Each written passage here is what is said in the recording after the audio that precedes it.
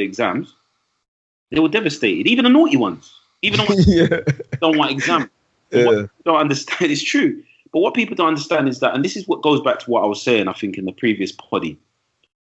We've been building these kids up to do exams for 5 years. We've been telling them, you're going to do this exam. You're going to do this exam. You're going to do this exam. You're going to do this exam. And then we take that thing, everything in their school life has been geared to that one moment. Yeah. Take it away from them. There's a sense of anticlimax, man. There's a sense of, you know what I mean? What did we work for? Like, what was all this for? What is the point?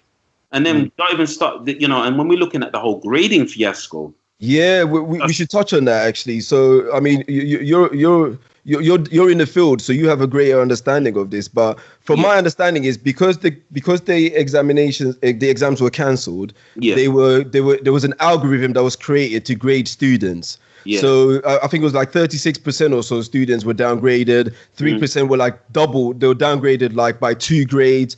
And then there was another side to it as well, which I'm going to touch on after this. So can you tell us a bit from your standpoint exactly what happened? So I'll break it down. So as you said rightly, exams were cancelled. So again, Gavin Williamson was tasked with how are we going to get these guys grades. They had 3 options. The first option, which is what Germany did, was that we're going to basically do socially distanced exams, right? So what that meant was, you know, as me and you both did, and most kids both do, the school hall, the gymnasium, you sit there for a couple of hours, you do your exam, you give your paper in, job done, right? That was the old school way. But what places like Germany did was say, all right, we'll do it in the classroom, but rather than doing it, so the exam period lasts roughly about 3.5 weeks, we're going to make the exam period last about 2 months. So if we need, because obviously we can't, you know, because of the classrooms and the placements, it will allow enough time for everybody to get their exams done. That was the first option. Britain didn't take that option. The second option, which I can't remember what country, but another European country said, is we're just going to delay. We're going to postpone. Yeah? We're going to postpone the exam. So rather than you take it in the summer, maybe you can take it at Christmas. Judging by, you know, what's going on in the world, coronavirus, or maybe we can just push it to another day. We didn't do that. So the third choice, and this is what Ofcol, which I'll talk about in a second, presented Gavin Williamson, was that he said, we can use statistical data, and using teachers' input, we can create an algorithm which will kind of act predictively, if that makes any sense, right? And we can determine the grades that way. And that ultimately, that's what the government went and did. So who's Ofcol? Let's explain some things. So you've got your exam boards like EdXL and ACA or what have you. Then you've got something called Ofcol, and I forgot for the life of me what it stands for, but basically it's the watchdog. It's an independent non-governmental body which looks at, so like Ofsted is an independent organization which looks at schools. Ofcol looks at the quality of exams. They're the ones that make sure the exams are proper, if that makes any sense. So what ended up happening was this. What the schools told us, or what the government advised teachers to do, is they said, okay, what we need to do, I want you to gather data about your students, and I want you to put in the grades, basically what you think they would have got if they sat exams, right? And we looked at a lot of statistical analysis, how much people rate. So for example, in a mock exam, what we tend to find with most students is if they got a C, so we've changed it to a number system now. So if you've got a 5, which is a C, we expect you, with a bit of work, so between December and July, you can get a level, at least a level up, like a 6, which is a B, or a 7, depending, okay? So what they also asked us to do, which was interesting, was give the predicted grades in the kind of grid, and also give a ranking. So you had to rank, so if you've got 30 students in your class, you had to rank them 1 through to 30. 1 being the guy who's the top of the class. Or wow. Okay. Class, and 30 obviously being... That must be an awful process. It was easier in some cases than others. You know them ones where you... I know you're getting. Exactly. You know, the pure kids were like, sir. I know, yeah. Uncle. Anyway, I was like, nah, none of that. But we had to do it fairly. We couldn't just give them random rankings. We had to justify it. So it wasn't just like, oh, we just made it from the air. We had to, well, in our school, there was a process. So we looked at, you know, just say their mock result, a standard, what we call a standardized piece of work, which is a work that's, just say, it's not an exam, but it's an assessment. It's like a formal assessment where we marked it and graded it, and everybody agreed the grade. So we had to enter those. So as you said, if there's a teacher that hates a student and he's an A-star student, we give him a U. He can't run because we have evidence as well. But what the government went and did, so we presumed it was going to be on predicted grades. What the government went and did is rather than use the predicted grades, they went on the ranking. And in the government, this is how the algorithm worked. The government was thinking was this. If you've got a kid who's in, I don't know, Manchester, who's the top of his class, he should get an A or an A star, all right? Whereas if you've got a kid in London, it should all, if you looked at the rankings of everybody, they should all be thereabouts, if that kind of makes sense. But where the algorithm went wrong, they went wrong in a couple of things. The algorithm looked at the historical data of the school that you're in. So, and they also looked at the borough as a whole. Okay. So they use Barking, for example. So it will look at the school, just say Barking Abbey that you're in, and it will look at the whole of Barking and Dagenham, and it will look at the historical data. But the reason why it went all Pete Tong, or it went wrong, was a couple of reasons.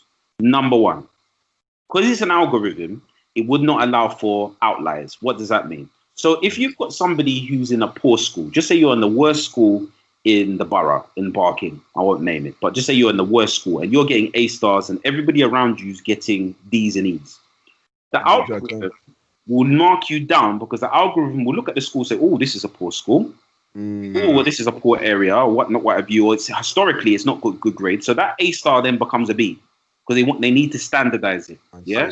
So that's why you had that horror show of people that were getting all A's, but because of the area that they're in and the school that they go to, the grade went down. So that's one thing. Number two, smaller class sizes tended to do better than larger class sizes because of the statistical data. And also, sometimes the algorithm didn't work. And guess who has smaller classes? Private schools. Private schools, yeah. So what we saw was an increase again. I know there'll be someone in the comments that probably get this right. I want to make sure I get it right. But I think it's a 50% increase. It was 50 from what I picked up during the whole fiasco. Yes, exactly. And because if you've got subjects like Latin or classical arts, they're more outliers. They will have probably less statistical data. Because if you're only getting 3 or 4 people per year doing it compared to maths, where there's 30 in a class doing it, the statistical data, it skewed the statistical data. So those guys, so again, if you go to somewhere in Richmond or Chiswick or whatever and you go to a good school and you're getting a C, the algorithm say, oh, you're in a good area, you're in a good school, so we're going to push it to an A. All right. Wow. So it's biased by design.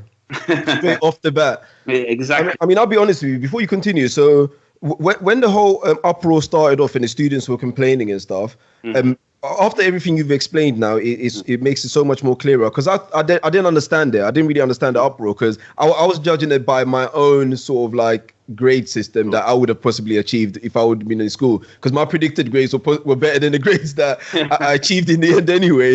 Yeah, exactly. But that's a whole nother case in terms of my own learning difficulty issues. But I didn't understand the algorithm and how it worked out because the way that the algorithm is set up anyway is biased by design, is biased by geographical location, is biased by class, is biased by wealth and everything else based on where you're situated in the world. So that was crazy. So whoever thought that was a good idea, I mean, we all know who that is. Exactly. So obviously, basically, based on those things, it completely, it screwed up on some people. So obviously I was watching the news on the grades. There was one young lady who wanted to be a doctor.